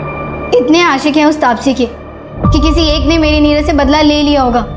मैंने नीरज को पहले ही तापसी की असलियत बताई थी, पर फिर भी सगाई के लिए रेडी हो गया। और आप भी पता कर लीजिए, तापसी के चैट में देखेंगे ना तो सिर्फ साइको ही मिलेंगे आपको। अच्छा जरा 1-2 साइको के नाम हमें भी बता दो। अनुभव, नीरज को घुमाने के साथ साथ वो अनुभव के साथ भी घूमती थी।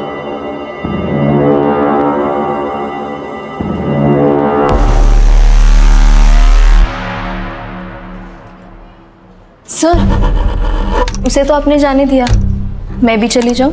हाँ जाओ जाओ, किसने रोका? पक्का चली जाऊं? हाँ जाओ जाओ।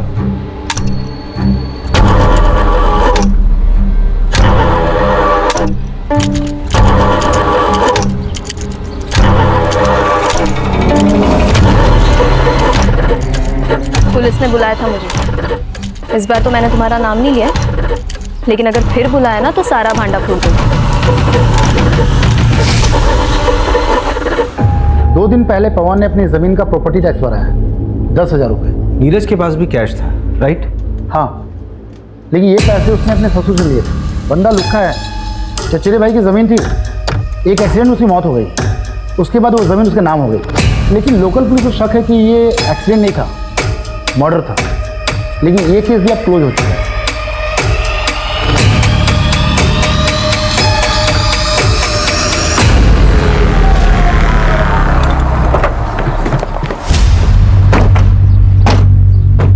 हाँ सर, नीरज के साथ झगड़ा हुआ था मेरा। मानता हूँ कि उसके फादर ने नीरज के साथ शादी फिक्स कर दी थी उसकी। पीछे हट गया था सर मैं तो, लेकिन तभी मुझे श्रेया ने आगे बताया कि वो नीरज धंधे वाली क्या जाता है। सर सुन के ना दिमाग भन्ना गया था मेरा। ये सब श्रेया ने तुझे बताया? हाँ। 1 से 4 मार्च के बीच में कहाँ था तू? भोपाल सर। अबे थोड़ा सोच तो ले, 10 दिन पुरानी बात है, इतनी अच्छे से याद है? आप पूछना क्या चाहते हैं? डायरेक्ट पूछिए ना। चल सीधे सीधे पूछता हूँ, नीरज को तूने मारा? सीधे सीधे बताता हूँ सर, नहीं, मैं यूपीएससी की तैयारी कर रहा हूँ ताकि उस नीरज की ये नेवी वाली इमेज को कंप्लीट कर सकूँ और तापसी के फादर से उसका हाथ मांग सकूँ। जब तक ऑफिसर बनता तब तक तापसी की शादी हो जाती। तो क्या हुआ, डिवोर्स करवा के शादी करता हूँ उससे, इतना तो प्यार करता हूँ। देखिए, आप अपना बेकार में टाइम वेस्ट कर रही है, कुछ नहीं मिलने वाला। कोई बात नहीं, मेरे पास बहुत टाइम है। ऐसे मैसेजेस नीरज के पहले भी आ रहे थे और अब भी आ रहे हैं। आपके सोशल मीडिया का पासवर्ड लगेगा, ये मैसेजेस हैक करने होंगे। कोई बात नहीं, काम हो जाने के बाद पासवर्ड चेंज कर लेना। 031995। वैसे मजनुओं की लिस्ट में एक मानव को भी ऐड कर लेना। मानव? नीरज का भाई मानव? क्या बात है मानव, क्यों बुलाया मुझे यहाँ? देख, अगर नीरज के बारे में बात करने के लिए बुलाया तो मुझे सच में उसमें कोई इंटरेस्ट नहीं है।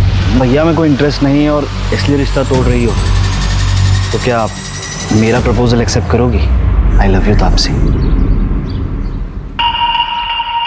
Good night Sweety.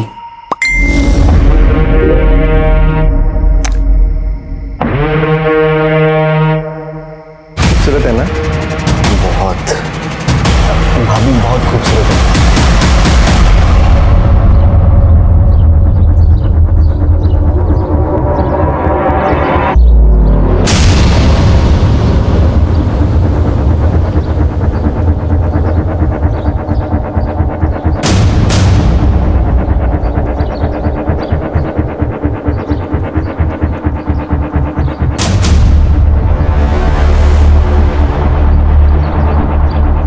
Crime site के 5 किलोमीटर एरिया को मैंने चेक कर लिया, लेकिन अभी तक वो जगह नहीं मिली जहां नीरज को रखा गया होगा।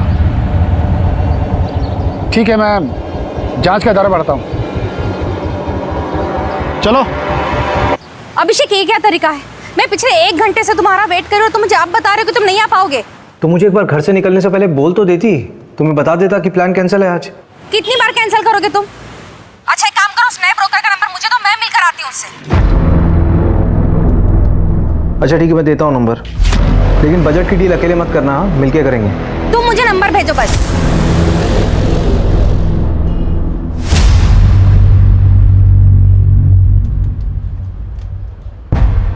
मंजू, ये विजिटिंग कार्ड मुझे किडनैपिंग साइट पे मिले थे, लेकिन मैं एविडेंस के लिए देना भूल गया। तुम एक काम करो, उसको अच्छे से देख लो और एविडेंस में भेज देना। जी सर। और उसका क्या हुआ, मानव का? सर, वो 24 घंटे निगरानी में हमारी। उस पर अच्छे से नजर रखनी है। Okay sir. बड़ी अच्छी बनाओ यार चाय, पैसा नहीं लेते हो क्या? चल के सर।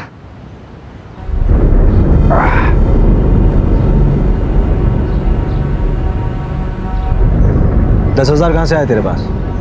कौन से 10,000 सर? जो प्रॉपर्टी का टैक्स दिया था तुमने, वो भी कैश में? वो तो एक दोस्त से उधार लिया था। दोस्त से उधार लिया था? चल, नाम नंबर बता दोस्त का। साहब, नंबर तो नहीं पता है। अरे अभी क्या कर रहा है, लगा क्या? नंबर, नाम जल्दी बता। सर, कोई दोस्त से नहीं लिया था। सर, मैं कोलार का बीच के पास हूँ सर। सर मुझे बचा लीजिए सर। तो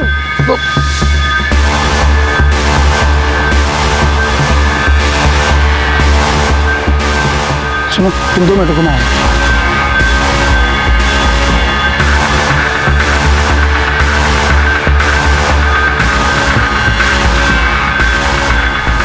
चल जल्दी निकल।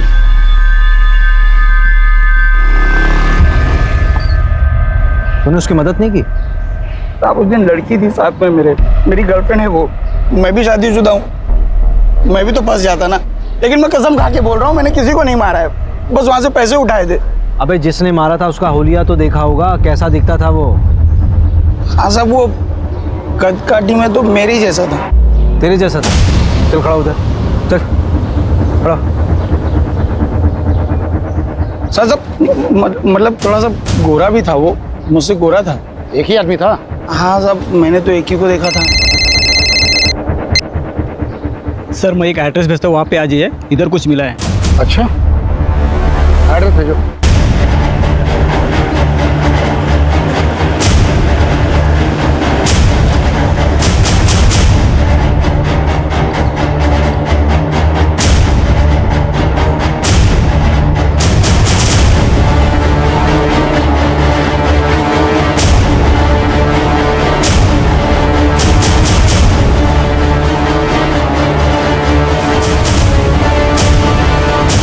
रवि। हाँ, ये वही जगह लग रही है जहाँ पर नीरज को 3 दिन के लिए बांध कर रखा गया होगा। कोई रैंसम का कॉल भी नहीं आया। एक काम करो, फोरेंसिक वालों को इन्फॉर्म करो जल्दी। उनको बोलो कि यहाँ पे कुछ भी छूटना नहीं चाहिए। ये प्रॉपर्टी किसके नाम पर है? पता करता हूँ मैंने इंटेलिजेंस ब्यूरो से बात करने की कोशिश की। नीरज का केस शेयर किया? हाँ, मैंने केस फाइल भेज दिया है। होपफुली उन्होंने जांच शुरू कर दी होगी। सर, वो जो आपने एविडेंस दिया था ना, उसमें सर्जिकल इंस्ट्रूमेंट बेचने वाले का विजिटिंग कार्ड था। मैंने उसके क्लाइंट की लिस्ट मंगाई थी, ये रही। सर, वो जो 11 नंबर पर क्लाइंट है ना, उसका नाम पढ़िए आप।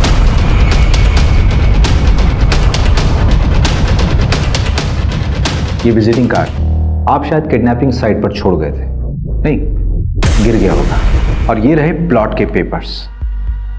इसमें किसी और का नाम है, लेकिन इसकी सेल डीड में आपका नाम लिखा हुआ है एज अ विटनेस। ये प्लॉट अब एक खंडर बन चुका है जहां पे नीरज को किडनैप करके रखा गया था। लेकिन ये पूरा प्लान आपका नहीं था, किसी और का था। हाँ, मैंने ही किडनैप किया था नीरज, और मैंने ही मारा है उसे।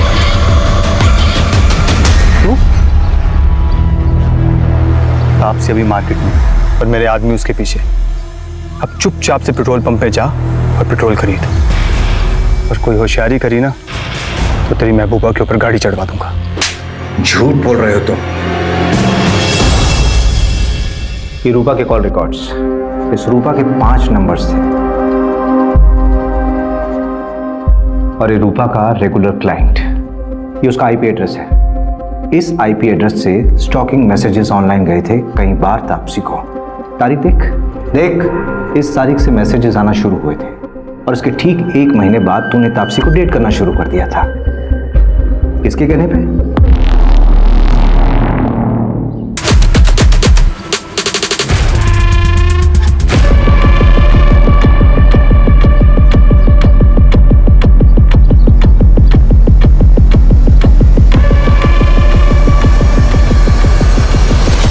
कहाँ तुम लोग? अरे नीरज भाग गया, सब कुछ गड़बड़ हो गया। जितना जल्दी हो सके उतना जल्दी कोलार गांव के जंगल में पहुंचो।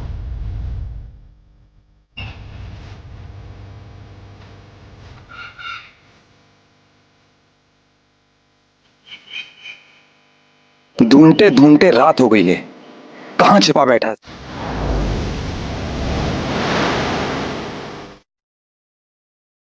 भाई पकड़ पकड़ पकड़। आज से चल रही है पर भी होश में थी। तो जला डालते इसे। वैसे भी कोई काम का तो है नहीं है, मार डालते इसको। जो प्लान था वही रहेगा, बस इतना चेंज है कि अब ये मरेगा। मैंने पहली बार तापसी को सोशल नेटवर्किंग साइट पर देखा था। देखते ही प्यार हो गया था उससे।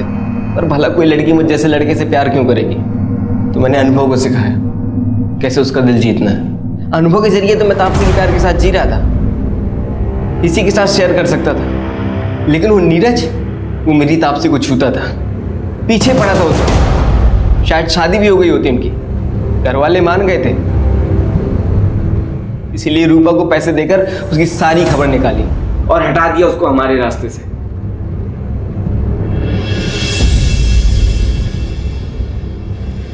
मंजू, चार्जशीट फाइल करो। स्टेटमेंट मिल गया मुझे। ये पवन और प्रमोद को उठाओ, झूठ बोला था इन्होंने पुलिस से। ओके साहब। ए रवि, तो मोबाइल में बार बार क्या देखता रहता है? वो प्रमोशन की लिस्ट अपलोड होने वाली थी ना, अभी तक हुई नहीं। अरे हो जाएगी यार, पहले ऋषभ का अरेंजमेंट कर। फिजिकली चैलेंज है, यहाँ नहीं रह सकता।